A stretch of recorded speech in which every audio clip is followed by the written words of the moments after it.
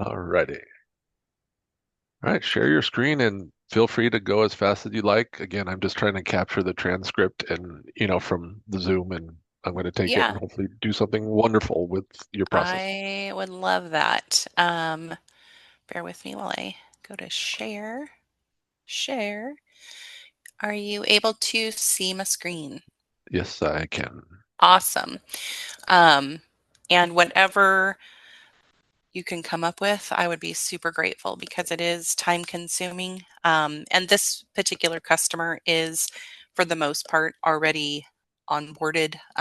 They're currently pending two outstanding items. Plus, they're going to do an integration with us. So they're not going to go live, tomorrow. But um, they are signing up for all three hard pulls, all three soft pulls, which means we need to do every credentialing requirement for Experian, TransUnion, and Equifax. One of the first things that we do, we get the client information form or our agility agreement. And we just want to make sure that we go through every field to make sure that it is completed. Personally, I would prefer an established date to have month, day, and year. Um, but with PandaDoc, we can't force customers to do everything that we'd like, and we can't necessarily edit the document once it's been signed in PandaDoc. So sometimes we have to go back to customers to request they complete the rest of the information. So we just go through, make sure this customer is not a auto dealer. So he wouldn't have Route 1 or dealer track IDs. So we can skip that. We want to make sure that the physical address is here. If they have a mailing address, great. If they don't, we assume that it's the physical location. We want to make sure that the business phone is listed, the website, and all these additional fields. I would love if I could require people to put an inspector contact in here. Um, Most of them ignore it. And so what I typically would do is just in my welcome email, I would ask Jimmy if he would please give me the inspection contact for him. I've known him for a long time, so I knew it was him, so I just used him. We just kind of scroll down, make sure that everything looks right as far as the signature lines, look at pricing, make sure that nothing stands out, make sure that everything is initialed properly, and also that they have included either a credit card or ACH. We try to require every customer to pay one or the other, so that way we have guaranteed payment. The last is just the certificate of signature. Going back up to the top, one of the first things that I like to do is the alert list checks. Experian, TransUnion, and Equifax all have their own alert list. And what that alert list is essentially if they are on that list, they're on a blacklist where they're not allowed to pull credit. We never know why that is. Usually the bureaus do not inform us of the reasoning. We just can't onboard them as a reseller. Now, with Elite Recreational, I've already completed the Experian because it is a little lengthy when you have to log into the Experian portal, go through the alert list, entering all of the applicant information, the contacts, and then search. Now, once we've completed the alert list, this is what the screen will look like. We want to take a screenshot from the very top above the URL all the way down to the date and timestamp. That way we have it in the event this customer is on an audit for one of the bureaus. Every screenshot that we do for every verification has to include everything from the URL down to the date and timestamp. That way we can prove that we did it before they went live. Back to the service agreement.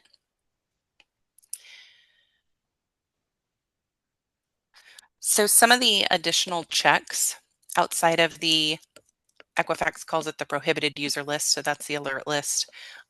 There's business and company verification searches, internet searches for the company, principal verification. So one of the important things as we look at the agreement, who signed the agreement?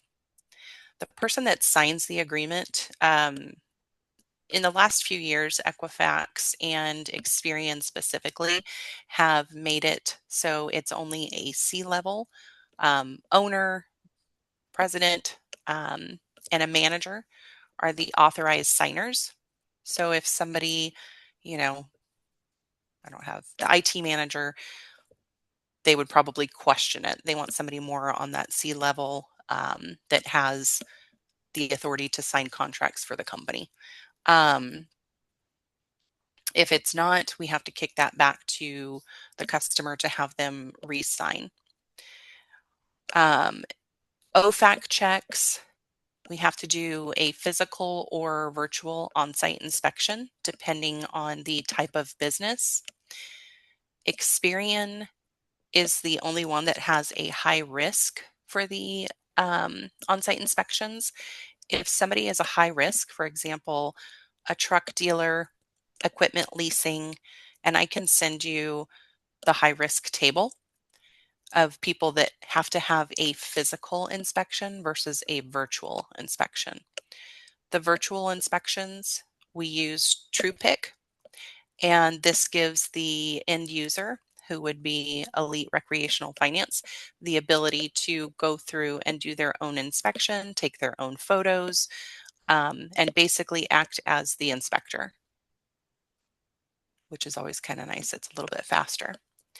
One of the other things that we want to make sure is that the customer that is signing up for our services is not one of the ineligible business types. Experian has a list of, I think, maybe 30 that are ineligible business types. For example, um, bail bonds, um, law enforcement, unless it's employment screening, but we don't currently do that as a reseller. Debt settlement companies. If you have a debt settlement company, and this gets kind of tricky sometimes, if somebody is a debt settlement company, is how they like to call themselves sometimes, but they only offer financing to help a consumer with getting out of debt. The debt settlement companies that we're not allowed to assist are those that work with creditors to fix somebody's credit. So sometimes it gets a little dicey checking on some of these checks. The business license, I believe I have the Secretary of State that I already looked up for Jimmy. So I typically, because we don't have a way through PandaDoc to ask someone to send their business license, and depending on what kind of business they are, sometimes they'll come at you and say, well, we're not required by law to have a business license. Well, any company doing business has to have some sort of licensing. So I typically try to go to the Secretary of State. This guy is in Florida. I went to Sunbiz, verified their license. And again, we take the full screenshot of the full URL all the way down to the date and timestamp. What we're looking for is making sure that the name matches what we have on the agreement. It could be the legal name or it could be the DBA. Either or is fine. We want to make sure that they're active, and we want to make sure that the principal place of business matches the physical location on our agreement. I've had people sometimes put their home address on an agreement, not thinking, um, and we can't onboard a home office with Experian at least. TransUnion and Equifax are a little more lenient, but Experian, they will only allow a home office if they are tenant screening, which we currently don't do, and certain types of mortgage, which we haven't fully gotten into yet. Um, One of the other checks that we need to do is the consolidated screening search. We would go to the OFAC list. This is what that page looks like. And we're going to enter, we'll start with his name. We want to do company name, DBA, and everybody that's listed on the agreement. And then we come down to sources and we have to select them all. There is a way, I don't know how to do it, but when I was at CBC, we just had a button to click and there was some sort of tool that would go in and do a behind the scenes check on all of these. So we wouldn't have to go through and select all of those.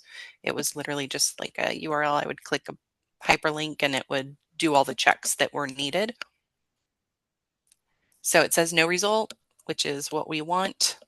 And then we would take a full screenshot again, top of the URL, down to date and timestamp. And we would do that for, again, every contact that's listed on the agreement. Jimmy is the only one. Oop, let me close that. Jimmy is the only one, but I did, because he wrote his name two different ways, I did James and then Jimmy, and then we would do the legal name and DBA. One of the other items that we need to do is a third-party phone verification.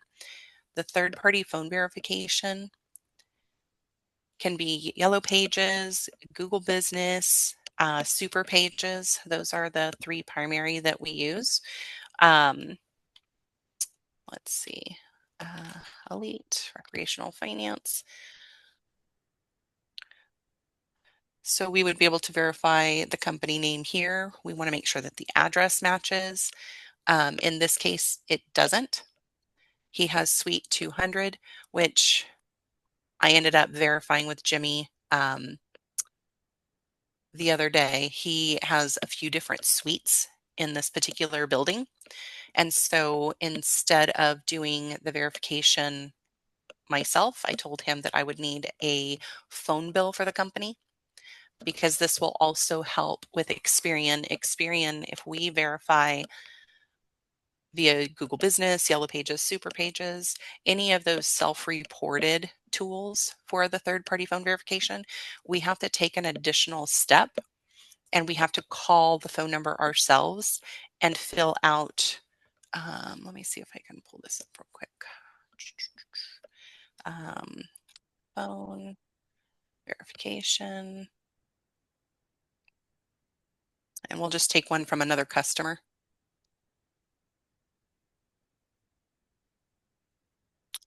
So we have, oh, this was a blank one, just kidding.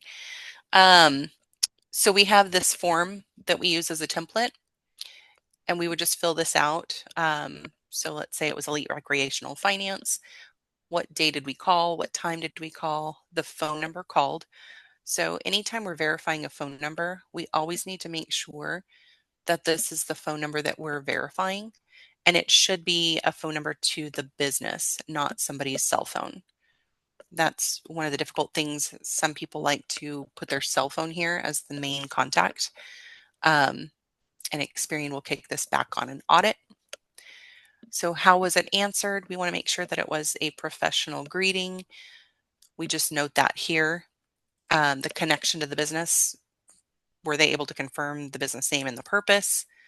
And then if something seemed off, if something didn't answer properly, if somebody answered hello like a personal phone, we would need to document it here and what was the outcome. And then whoever completes it signs and dates at the bottom.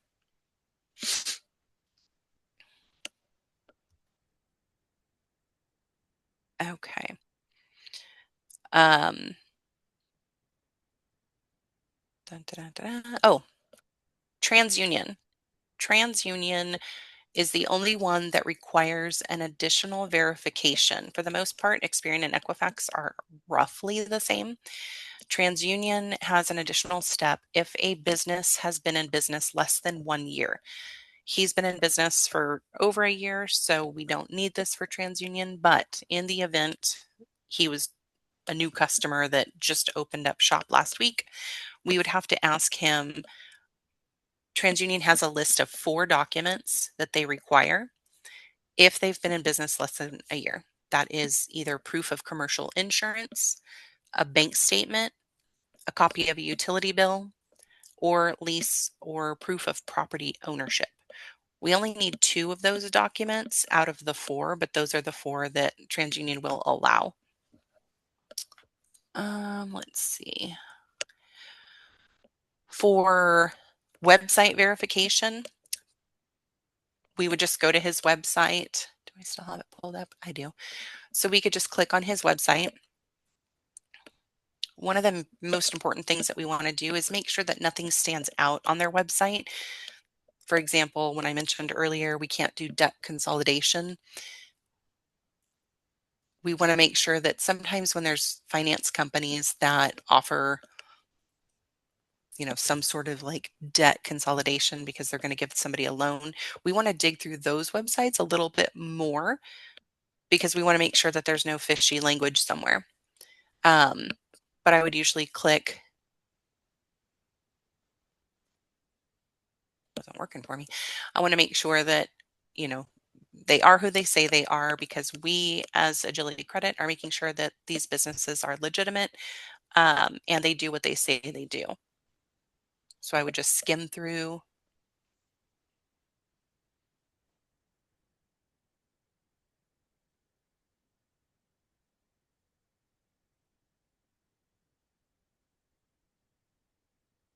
Verify that the phone number matches our agreement. It does. Now, it's helpful when it says meet the leadership team. One of the verifications is verifying the principal. Well, Jimmy's listed on their website. That's great. It ties him to the business. So we're going to take a full screenshot again from the top of the URL down to the date and timestamp. This will cover that principal verification search.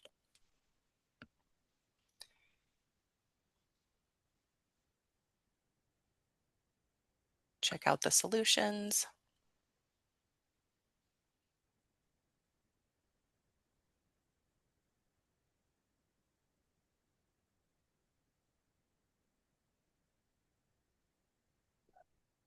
I didn't want to stop your flow, but one of the things that kind of stood out to me so far is the business license. Mhm. How do you know necessarily where to go sometimes other than that one site you showed me for Florida? Good question. Sometimes it's difficult. Okay. So, um, um, there is, I believe, give me one second. I'm going to pull up and see. I can't remember if Experian, hold on one second here. I'm going to see if Experian has it listed because sometimes it'll say, I've just done it for so long. I'm like, I don't remember if it says it or not.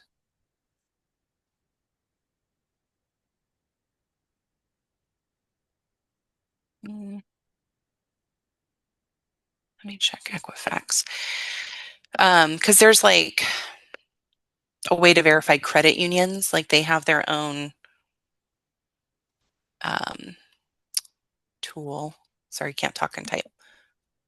Business.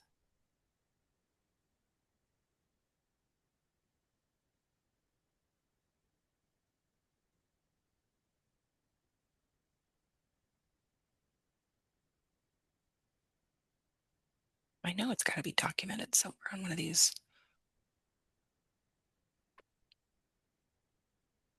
I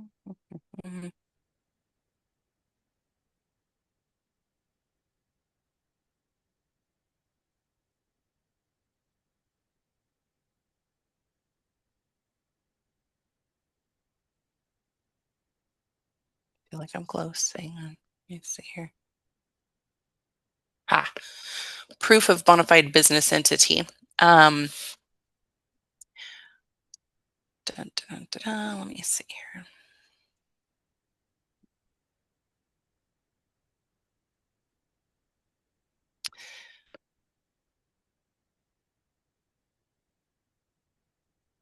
Bear with me just a minute. There's a lot of information here. Okay, so if the state in which the end user operates requires a specific industry license, um, either a business license status or active listing of a business status from appropriate issued authority. Um, so it doesn't necessarily say Secretary of State, but it kind of hints around it. Um, I wish it called it out a little bit more. I've just done it for so long. I Are just you knew reading it. off your phone or are you looking on a page? Because I'm still seeing the Elite page on your screen, so I'm Oh, just curious if you were showing me something. no, Oh, I there you wasn't go. showing. Okay, I just had pulled it up on one of my other screens just to look and see if it was there because a gotcha. lot of these things are just burned into my brain. Um, Hmm. so I can share all of these with you too Okay. because that high risk list is on a separate addendum from Experian, and that will be helpful as well. And there is a lot of information. Now, one of the things that I want to point out, it does say acceptable items is the articles of incorporation. Personally, I have never used this in the last 10 years because everything that's verified, every verification that we have to do has to match our application for service. So if, elite recreational finance is listed, that's great. But typically on these articles of incorporation, the physical location is not listed. It's typically whoever, files for them, and that's not acceptable. So every verification has to match what's on our agreement, the physical location, phone numbers, and the company. So I tend to ignore that or not even ask for it because I feel like it's a waste of time. State and federal tax records are perfectly acceptable. Oh, here, this is what I was looking for earlier. Whoop, right here. So, credit unions, for example, we can go to the NCUA website, and typically that's just done via Google. Same thing, FDIC. Um, I would just Google them and go to, you know, you're basically searching all over the place. Um, let's see if I can pull up.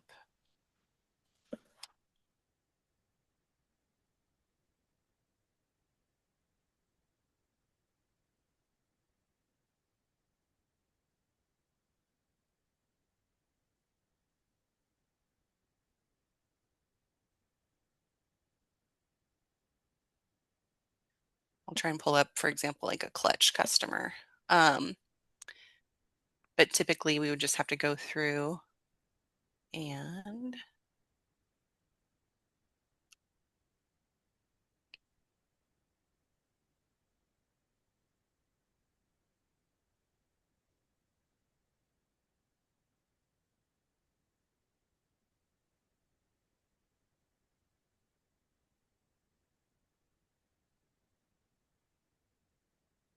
change stuff around on me. Hold on. There's a way that we don't have to log in.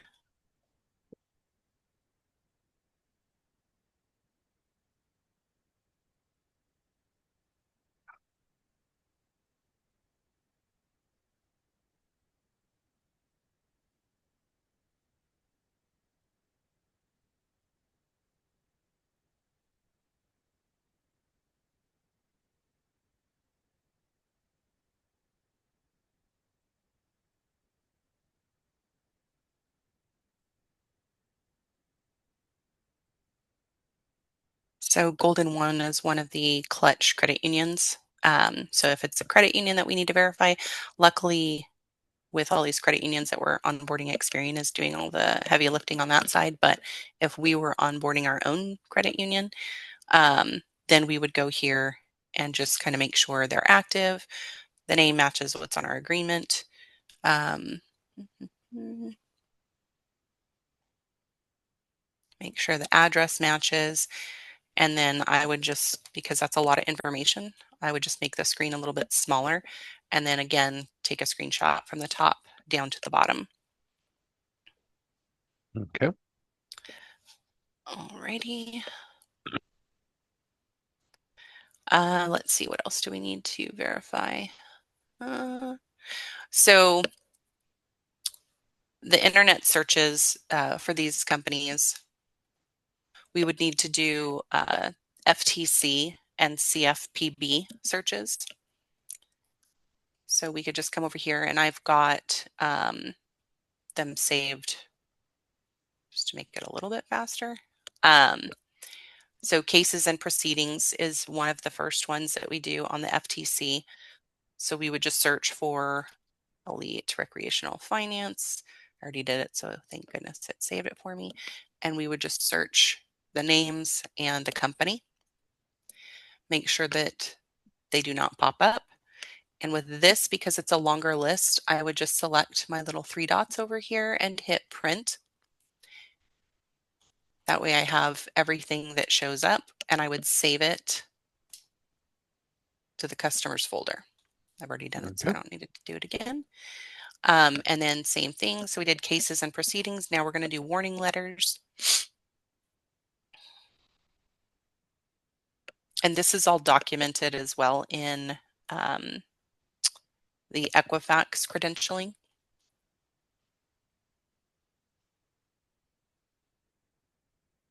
Make sure that they're not showing up. There's only one. So we would do the same thing.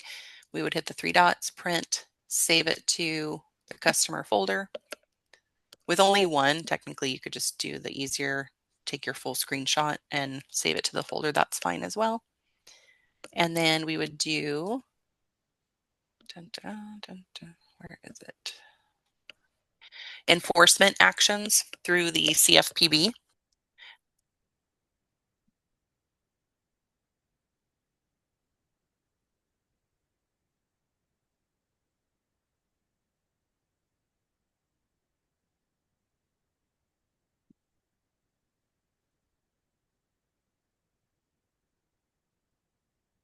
And just search the company name. No results, which is what we want to see. And then we can take a full screenshot top to bottom and save it to the folder. Going back to that principal verification where we took a screenshot earlier of the customer's web page that had Jimmy listed, which made him already verified that he's with the company. The additional checks that you can do is LinkedIn, make sure that he's tied to the company. If they have emailed us before from their elite recreational domain, I can use that as proof that he's tied to the company. That would all suffice for the principal verification. Um, Internet search is another one that we have to do on the principal. So we want to make sure that in, I think I already have a screenshot of this one. Da-da-da-da.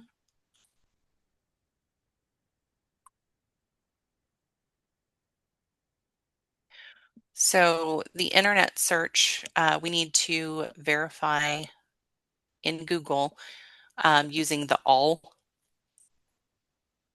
I can probably just show you that'd be easier.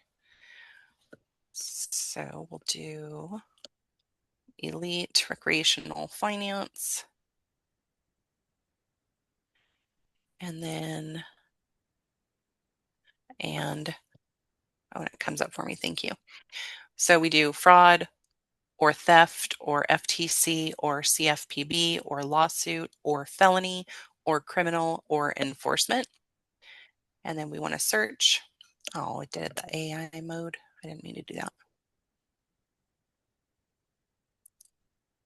It's all right. But then they want us to select all. So that way any of these action items pop up. And we just want to skim through and make sure that nothing is suspicious for elite recreational finance. And again, sometimes things look alarming, but okay, that's US Bank. We're not talking about elite recreational finance. And then we would do the full screenshot top to bottom to capture everything.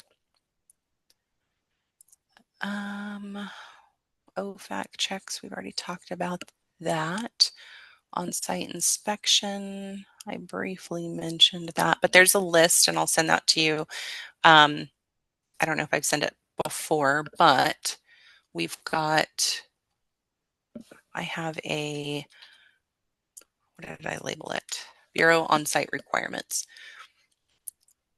So I had typed this up just to hopefully make it easier on the requirements for on-sites because they all are not created equal.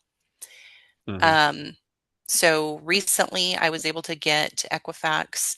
They used to have a requirement that semi-truck dealers needed an inspection. I fought that because it didn't make sense. If somebody sells Mack trucks, that's a franchise. Why would we need it? So as long as they show up on the manufacturer's website and we can verify the name of the dealership, we can verify their address and phone number, they don't require an on-site inspection anymore. Experian with franchise dealers typically do not require an on-site for a franchise auto dealer, but the caveat, if they need an inspection, it's because they didn't have Ford in the name, for example. So whoever that franchisee is, they need to have it in their business license. Now, some of them might not have. I think it's rare that the name wouldn't be in the license, but because they have to do so many things for the manufacturer to sell those vehicles, they have to have some sort of licensing with that name. So I'm going to knock on wood. I have never had to order a franchise inspection before because there should be some sort of licensing. But in the event they truly do not have that franchise name listed in the license, then they would need an on-site inspection. Motorcycles tend to be a little tricky as well. Most of the time, if it's Harley Davidson, you never have to worry because that name is always on their license. Um, but typically, um, both of them require, sorry, I had a ding and it threw me for a loop. Sorry. Um, if the franchise name, again, with the motorcycles isn't listed, they would have to have an inspection as well. If they are publicly traded, they don't need an on-site inspection. So, for example, Credova, technically they didn't need an on-site inspection, um, but I forgot that they were publicly traded because that's a new thing. When I first met that company years ago, they weren't publicly traded, but now that they've been purchased by a publicly traded company, they technically no longer require an inspection. But I'll send this over to you as well so that you have that. And then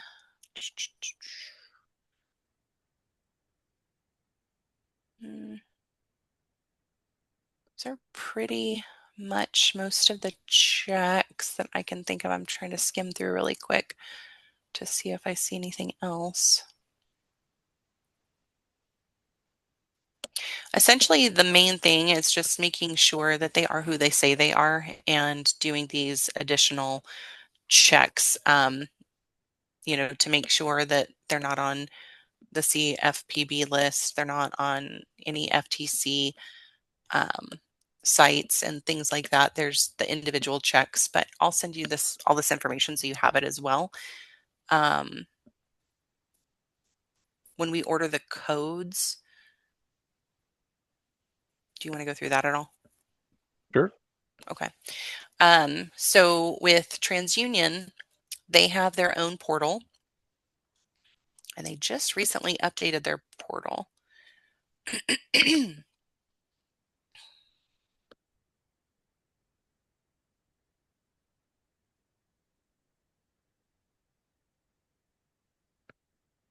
I don't think that that's the right password, so I'm going to take it out.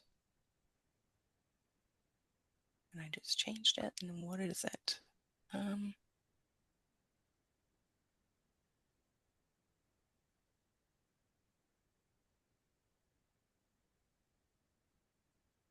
Sometimes I swear if I think about a password, I forget it.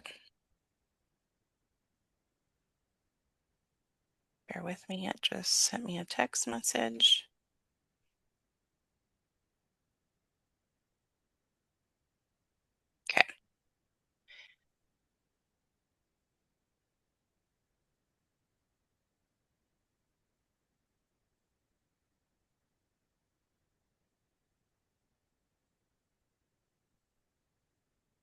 So this is our TU portal where I can create support tickets and I can order new codes. So if I wanted to register a new one, I would just click register my user.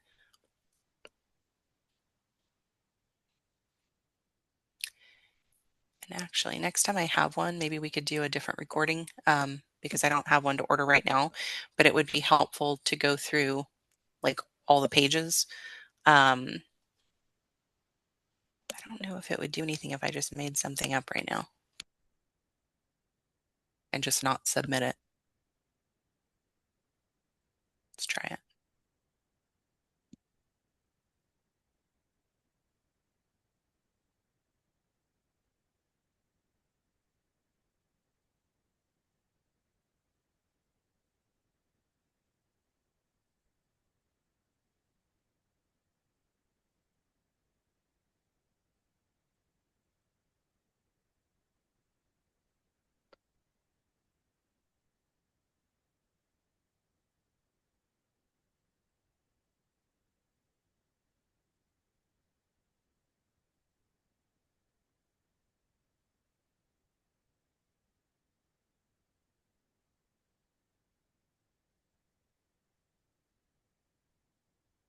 So one of the things, and this is why I just wanted to show, because what I usually do, if you click on these scores up here and then come down to the bottom, we always have to add on the credit report. Otherwise, the code won't work. But if we don't select this first, haven't figured out why, it erases everything else. So I always come down to the credit report first, and then I start adding my additional scores. So if we want something set to keyword driven, then I can select all scores. I can come over here and click edit, keyword driven, and then I want to update all of them and I can click apply. So it will make all of these keyword driven, though I always take off the credit report. I don't want the credit report keyword driven. And then is this for a soft inquiry? Yes, no. I don't know why they would say I don't know. But we'll say yes. And then pre-qualification is what we would select and hit next. I'm nervous to do it. I don't want to create a ticket. Okay. So now I don't want to, I don't want to finish it. But after we hit submit, it would create that ticket.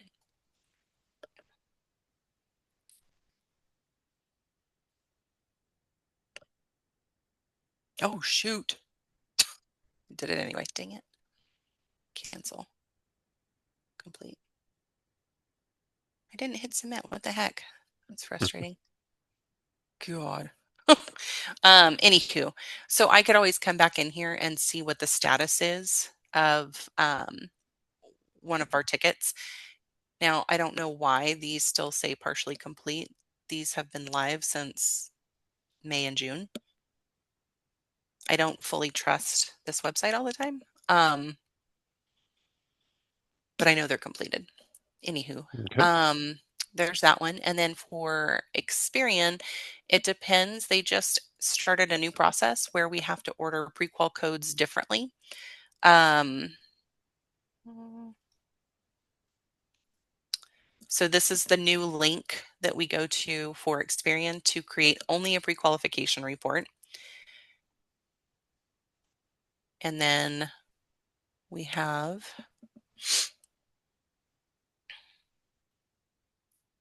a few other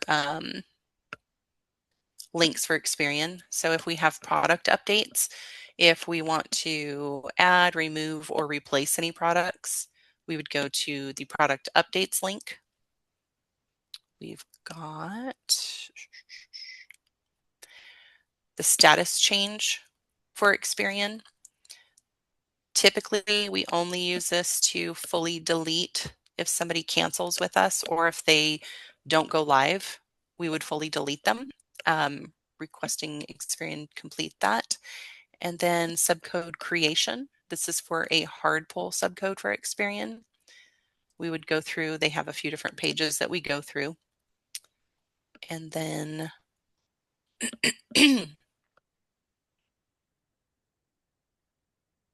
thinking there was another one, but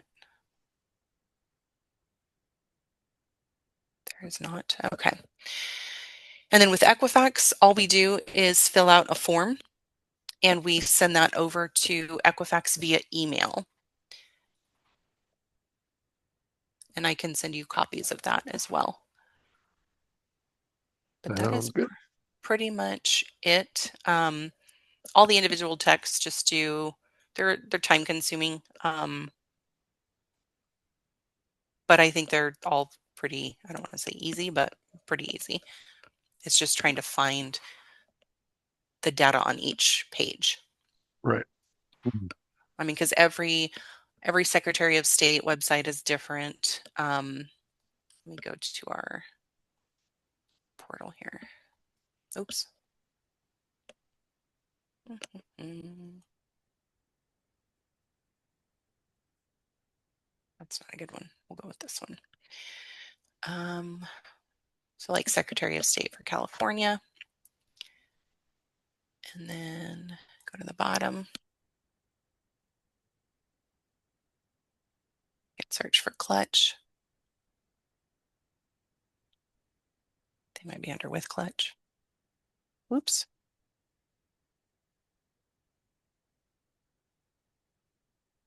We would click on them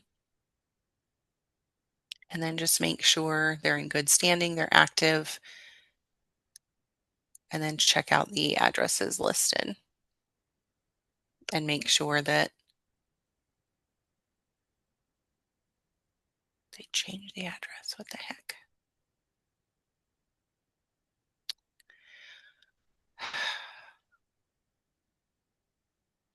Luckily, they've already been vetted, but when they, I'm like, dang it. When they, so every Experian requires us to re-credential every single year. And I think, well, I wouldn't tell anybody else this, but because they're being onboarded by Experian, I think that they had changed their address because Experian had like an old New York address. Um, Mm. and one of the guys he lives in New York. He's one of the main guys. They go between his address and Chris, one of the other owners. But for us, we used Chris's address here in California. So I think when they were going through the whole experience stuff, there's a whole lot with that right now. They must have updated their address because that's not what I had. But anywho, during re-credentialing, I would question them and they would have to update this before I could finish my verifications. Um, TU and Equifax require um, vetting every 3 years.